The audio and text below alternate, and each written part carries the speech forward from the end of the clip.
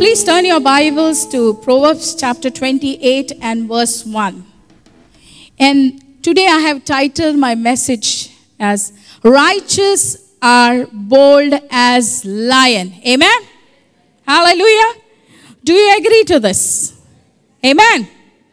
So we are going to read Proverbs chapter 28 and verse 1. It says here, the wicked flee though no one pursues, but the righteous are bold as a lion. Hallelujah. Now when I was reading the scripture had read it some time back, and it really caught my eyes. And I was just reading it again and again. And I could see there's a correlation. The wicked flee, though no one pursues, but the righteous are as bold as lion. That means you can connect wicked to fear. And you can connect the righteous to be bold. Hallelujah. Amen. And we are going to meditate on this. So what is it about the wicked that makes them flee? What is it? And when I was asking this question, I was thinking of the conscience which God has given us. You know, the conscience God has placed in our life so that it gives an account. If we are doing anything wrong, then it accounts us to do right. And if we continue doing wrong, then it puts fear. For example, you're driving a car and you see a police car in front of you. If you have done anything wrong, that police car is going to be a threat to you. And you'll start wondering, and you will be so uncomfortable, you'll change the track. A knock on the door, you might think, oh, the person whom I have taken the money is at the door. And you're going to be afraid of that. The shadows in your mind becomes ghosts and phantoms of our life. Even a small office memo would be like a termination letter for us. And the friends become traitor, parents become police investigator, detective. So a bad conscience brings in fear. And even when no one is pursuing us, we feel there's somebody who's looking at us. There's somebody who's following us. And we have a super example in Bible. If you see Genesis chapter 3, you will come across Adam and Eve have committed a sin. And they both go and hide behind the trees. Our Lord God, He's walking in the garden through the cool of the day. Adam is afraid. Even the breeze would have threatened him. And God calls him. When God is taking a walk, He is not come to supervise them. He's not stalking them. But He wants to have a fellowship with them. And He calls for Adam. Where are you? And Adam says to him, God, I am afraid of you. And I am naked. As though Adam was wearing Italian Maldini blazers every time he met God. He was naked that earlier also, right? But the bad conscience has hit him so hard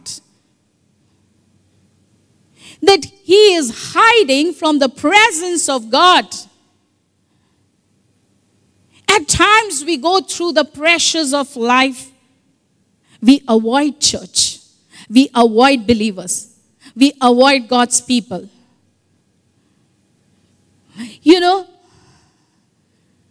we should always remember when Jesus died for us on the cross of Calvary, his blood was enough for us to cleanse from every sin, every bad conscience, and we are made whole and righteous in his name.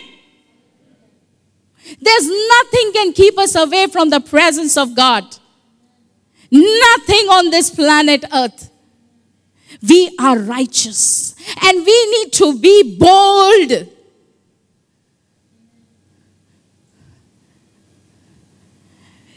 I was reading and meditating on the scriptures. And I basically came across a man who was not famous, who was not a hero in the Bible. And his name was Jonathan. If you read his story in 1 Samuel chapter 13 and chapter 14, he was a man who loved God. Let me tell you, when we trust God, we are never afraid of any situation around us. Amen? We are never afraid to move ahead. Now, the entire Israelite and King Saul was demon-possessed. He did not fear God. He had 600 men with him. And Jonathan had only one armor bearer, a young armor bearer, and he was far from his father. You see, the entire kingdom had been unhappy about Samuel's word that was brought. They were very weary of it. They were tired of Samuel. And they all longed for a king, and they were presented with a king. Now they again disobeyed God, and God wanted to teach them a lesson. And you see, the entire Philistine army had gathered against them. There were 30,000 warriors who were on chariots. And the others' rest were like sand on the sea surrounding them. If you read 1 Samuel chapter 13, you will see Israelites ran from that place. They were hiding in the pits, in the holes, on the mountains. They had left the nation. They were panic-stricken. And the people who were with Saul were all trembling with fear. Now this boy, Jonathan, he is a one-man show completely in this scene. You see, he takes a decision. And he says, enough is enough. Come on, I'm not going to be like my dad. I'm not going to be afraid like my dad. I'm going to move ahead. I'm not going to wait for anyone, and I'm going to fight this battle. So he reveals himself to the soldiers. Now, I want to bring to your attention that this little boy, he has only one person to help him. So he decides either he takes a stand and waits, or he goes in charge. Now, let me tell you, when you take a stand for God, you will stand out. Amen? And he goes and reveals himself to the enemies. He waits. If the enemy calls him, that's a signal for him to attack. And you know what happens? The enemy calls him. The soldiers calls him. And he runs to them, and he and his armor bearer kills 20 people on the war zone. Only 20 people. But do you know what happens?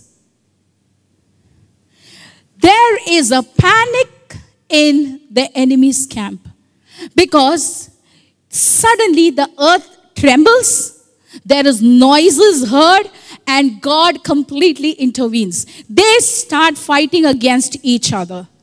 Now it was just one step by a bold boy called Jonathan. Many a times we fail because we have failed to take the first step. We are afraid. We ourselves are in panic. Jonathan said, number doesn't matter to God whether we are few or many, because victory He gives. Amen? So Jonathan starts the war and they get the victory. What I'm trying to tell you here, if you are thinking the kingdom of Satan is very disciplined, very organized, then let me tell you, they are a confused bunch of arrogant and prideful demons. You remember the story of Jesus? When Jesus healed that lunatic man, He set him free. And there were legions of demons which came out from that man. And they requested Jesus, can you put us in the swine? So Jesus said, fine, go. Instead of going to a dry place, they decided to jump from the cliff and drown in the water. Confusion. There is always confusion when you take a stand. The enemy will tremble. The enemy has to panic. I don't know what situation you are in. If you are bold, you will see the results. God fighting battles for you and me. Hallelujah. Hallelujah. You know, people think, youngsters, when they write exams, they say, if I get good grades, Lord, I'll serve you. I'll pass this exam. God, I'm going to do this for you. Our answer should be, our desire should be, even if I fail, Lord, I will serve you. That's the declaration of righteous. That's the boldness of the child of God.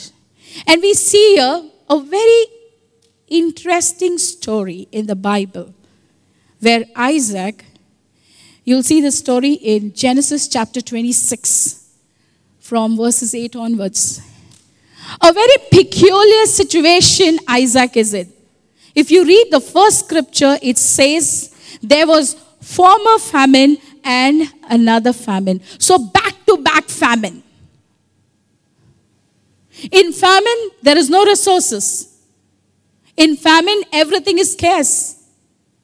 And Isaac happened to be in that country at that particular moment. You know, many people left Dubai and left UAE when the recession hit.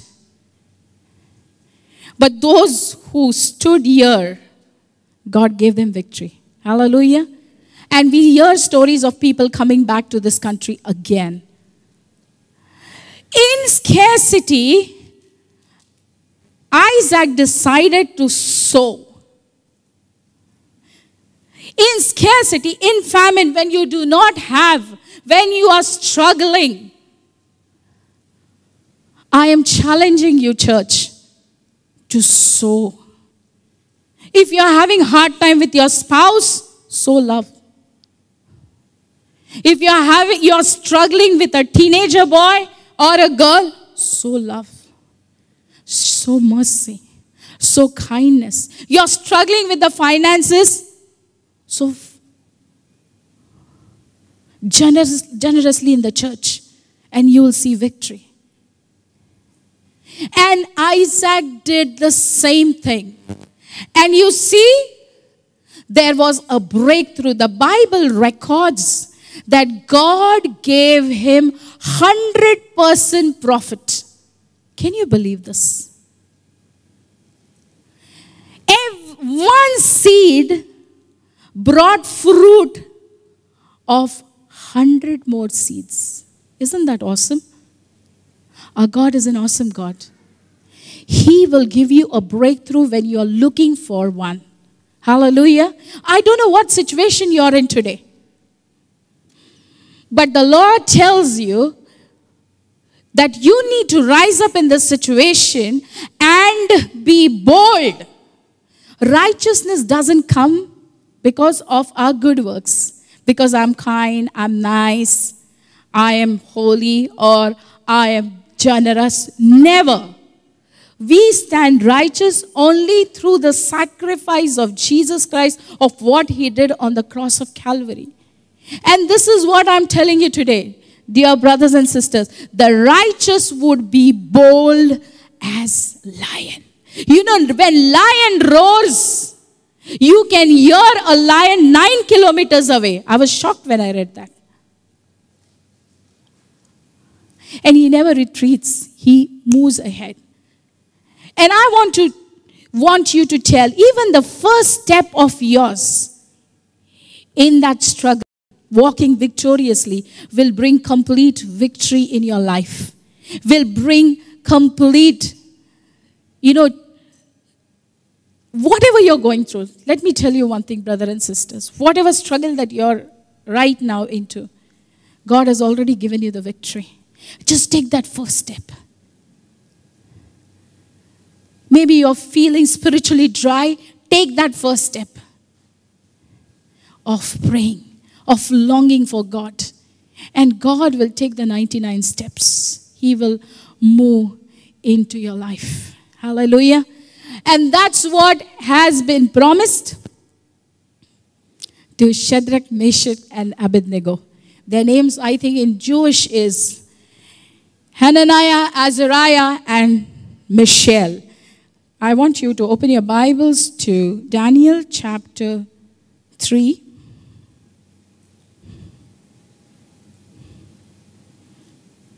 We're going to learn something new today through this. We have read the story many a times in the Bible. We have attended junior church, Sunday school, and we have read the story. We have been told many a times. But today I want to take you through the scriptures. Now, Daniel has fought battles with wisdom, okay? You know, when he was told to eat the food what belonged to the kings and the court, he just didn't go and tell, look, this is not in the law. I'm not supposed to eat this. You know, very wise battles he has won. He went to that food joint guy and he told him, look, can I go on a veg diet? And you watch me. Look, you watch me for 10 days. After that, you decide. I take all the blame, man. But I want to walk according to what my Lord has told. This he told himself.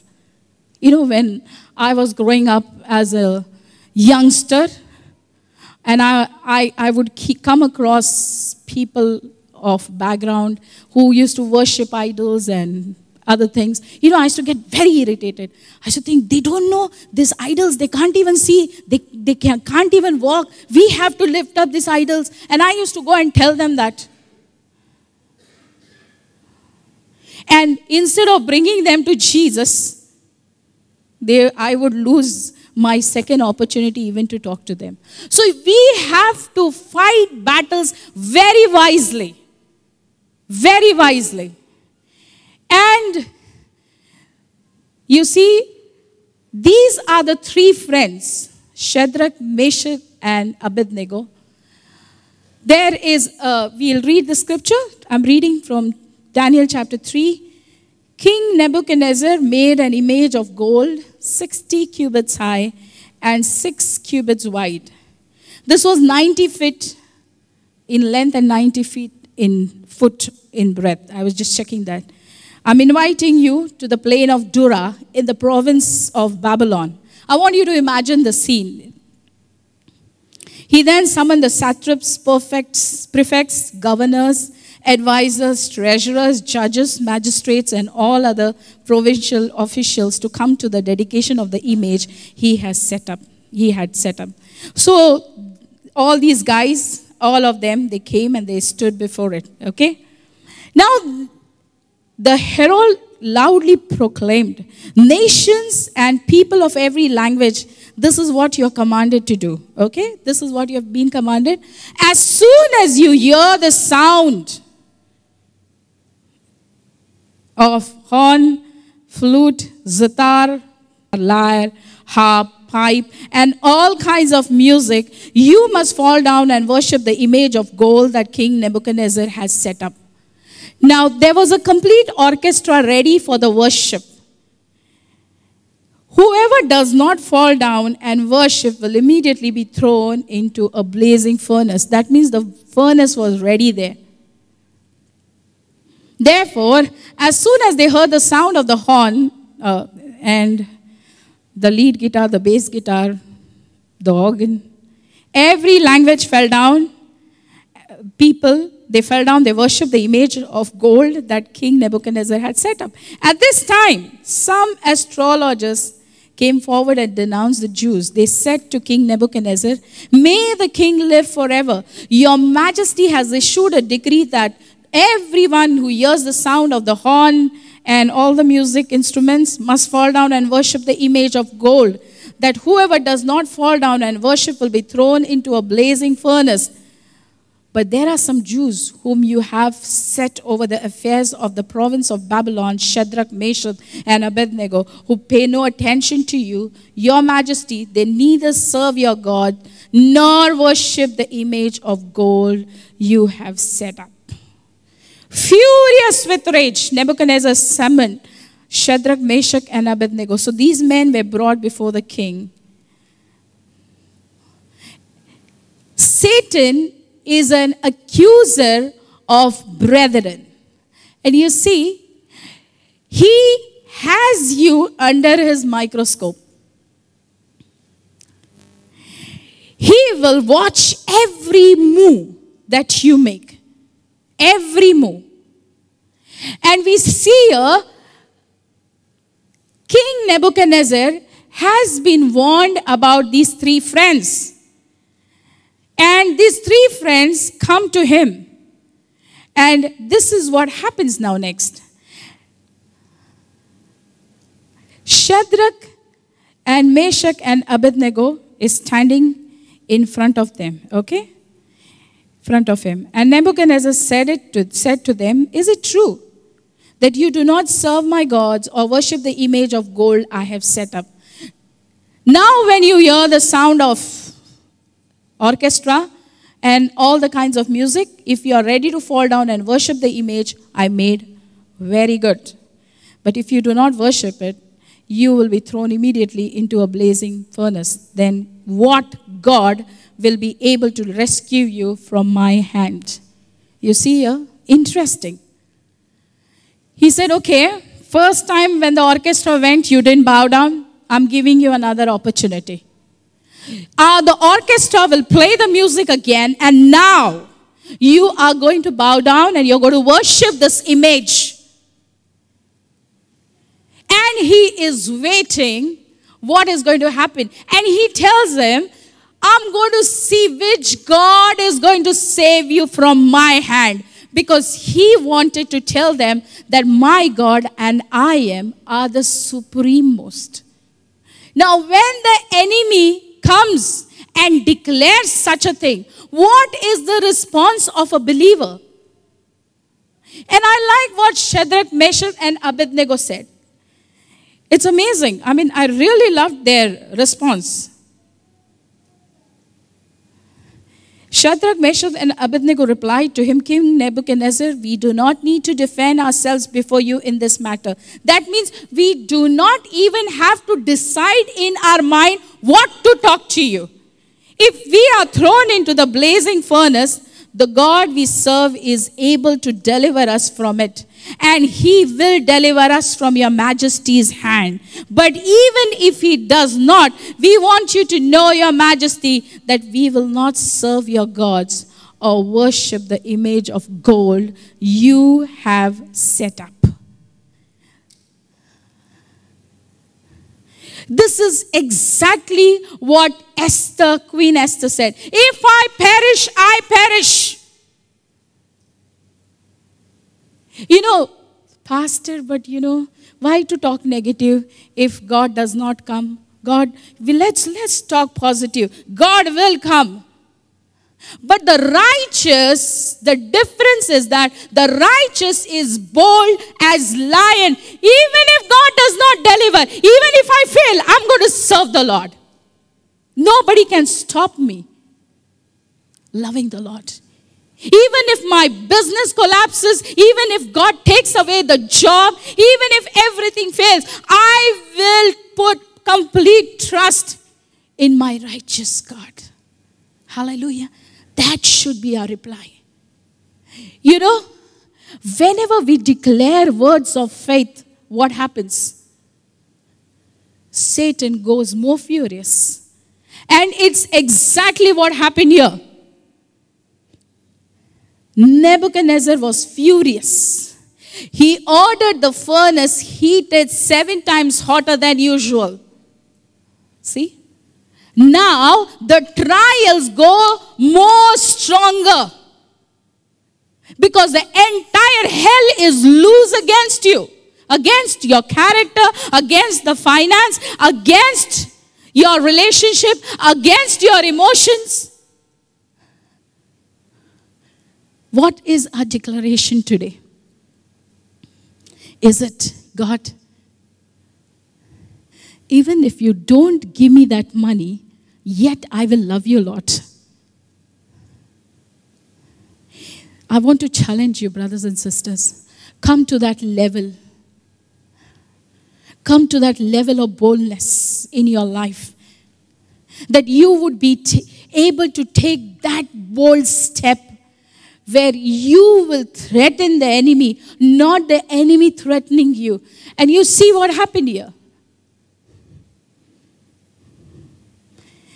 He commanded some of the strongest soldiers in his army to tie up all these 3 friends and throw them into blazing furnace. Look, the strongest people come against them to tie. The chains are more stronger. And you see what happens.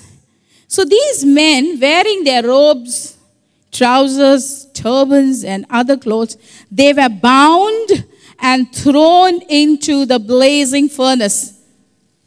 The king's command was so urgent that the furnace was so hot that the flames of the fire killed the soldiers who took up Shadrach, Meshach, and Abednego. And these 3 men, firmly tied, fell into the blazing furnace. People who pushed them down, they got burned.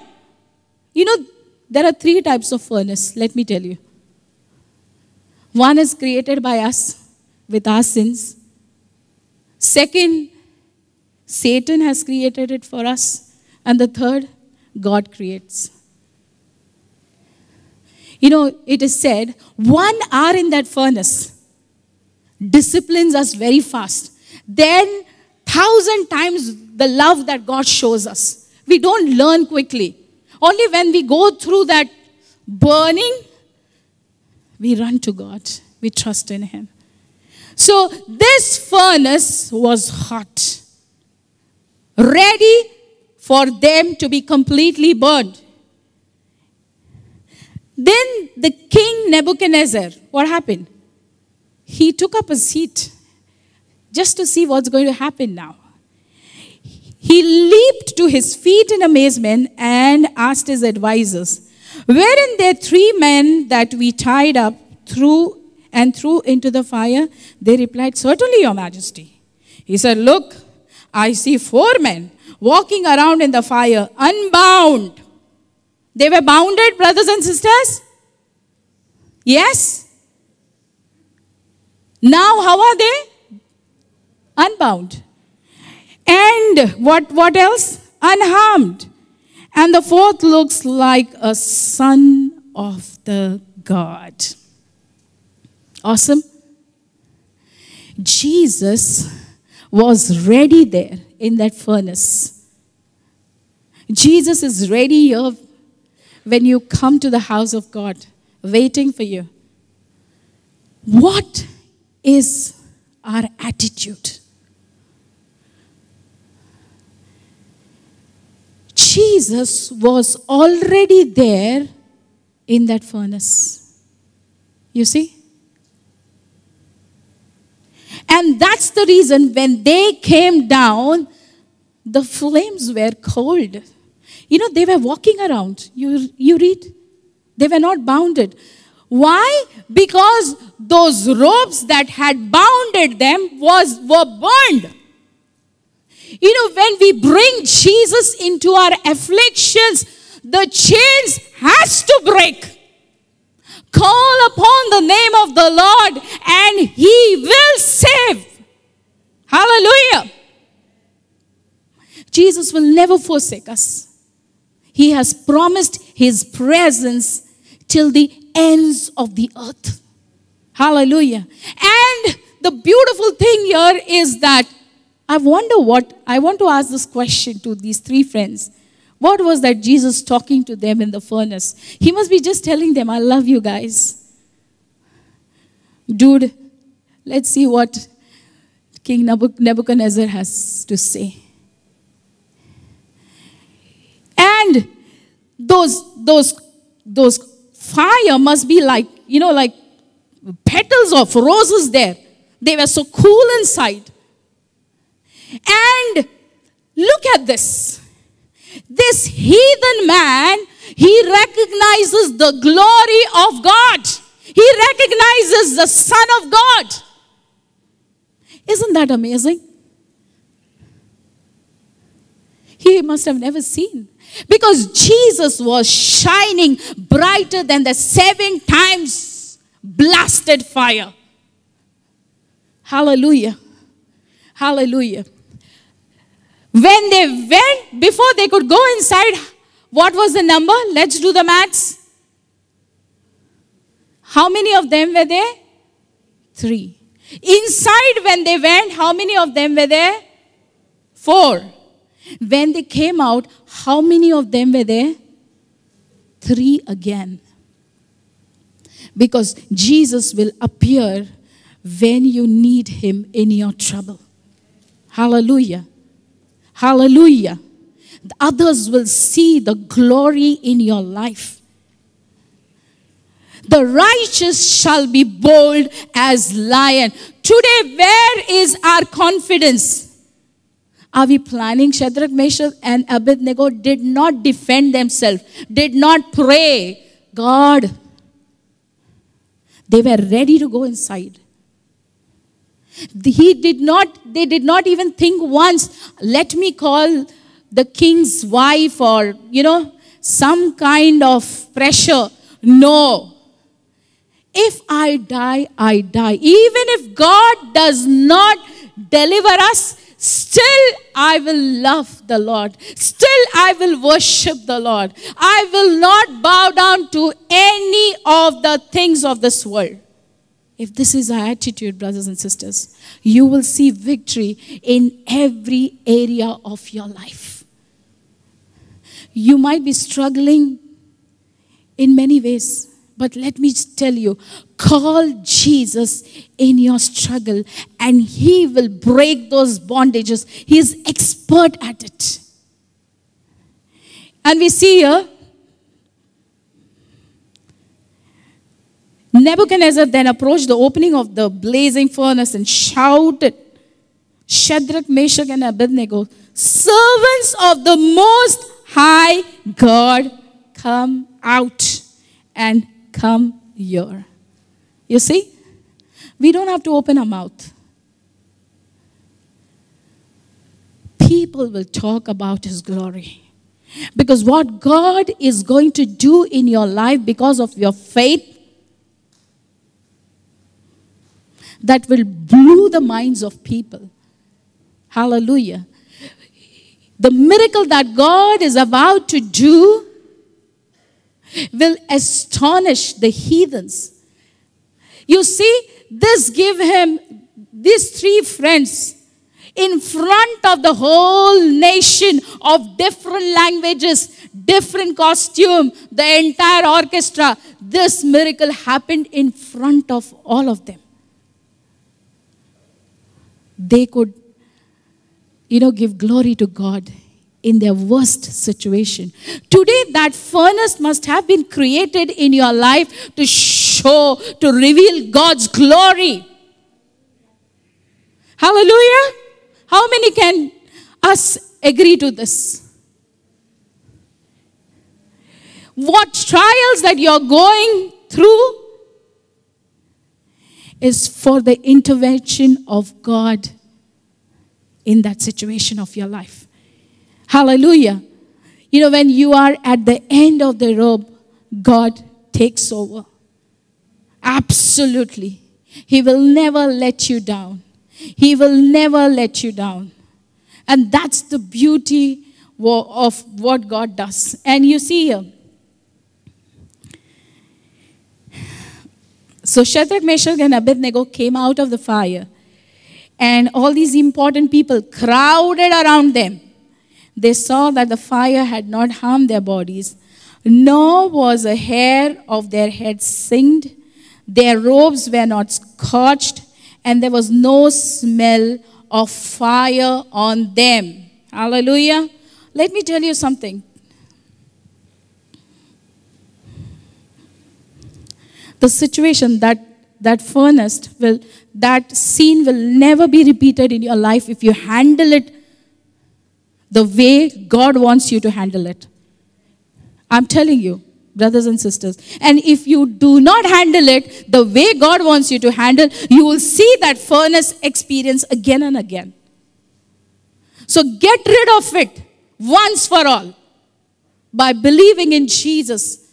Because Jesus is there already to protect you.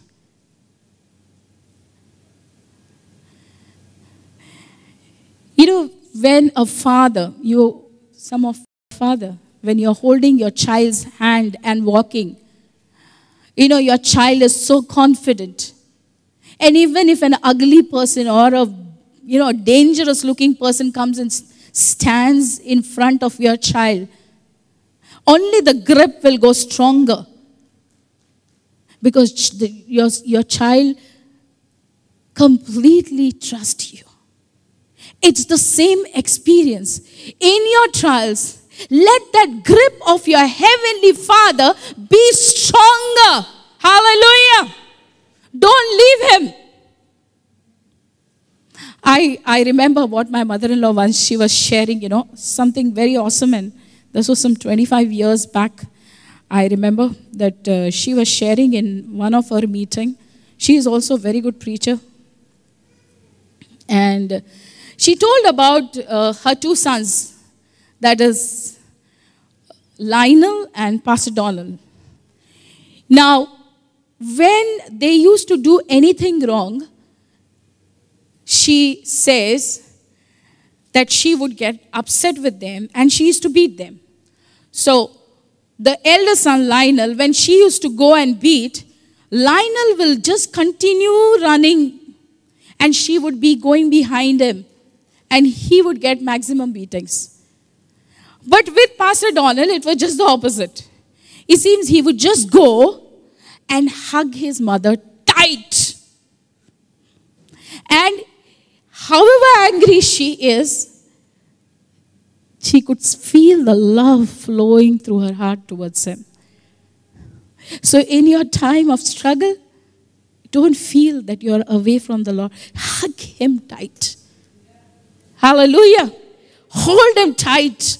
Don't leave him. Sit in his presence. Call upon his name. Declare his promises. Because he will never let you down, my dear brothers and sisters. He will never let you down. He himself will be here in your trials. He's already given you the Holy Spirit, but he himself will be there in your trials. Hallelujah. Thank you, Lord. Thank you, Jesus. These three young men have taught us a lesson. And it's a very important lesson for our lives. We need to run to God in our times of trouble. Because He is our refuge and a stronghold. In Him there is safety, not running away from God. Because when we run away from God, we are straight into the hands of Satanic kingdom. And Jesus gave His life. You know, in this furnace, Jesus could go and stand with Shadrach, Meshach, and Abednego. But there is a furnace which has been created for people who do not have Jesus in their life. The end is coming very soon. We and God is separated. But if we have received Jesus as our personal Savior, we would be with our King. But if we have not received Jesus as our personal Savior, hell is ready, burning with fire, so that everyone without Jesus is going to land there.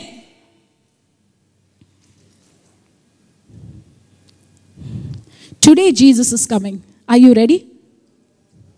If Jesus comes today, are you ready? Hallelujah. Hallelujah. If we pray and give our life to Jesus today, you will see the deliverance. Any habit, Jesus will break it. Anything that we are struggling, Jesus will break it. Enough is enough. How long, Lord, I'm going to be away from you? Never.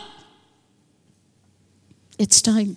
It's time that we go back to Jesus and call on His name, and He will save. Hallelujah. Let's all rise up to our feet. Hallelujah.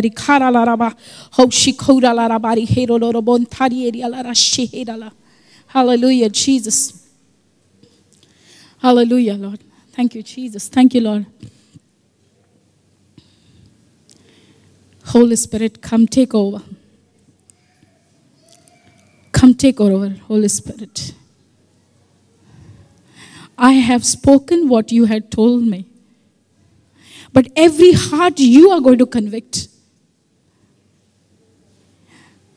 Lord, every distance created between you and your people,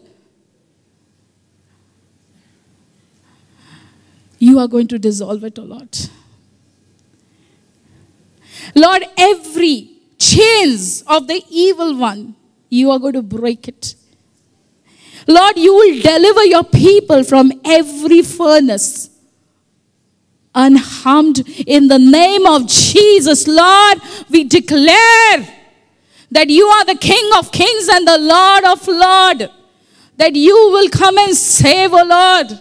Lord, I pray for my dear brothers and sisters, whatever furnace that they are in, O Lord Jesus.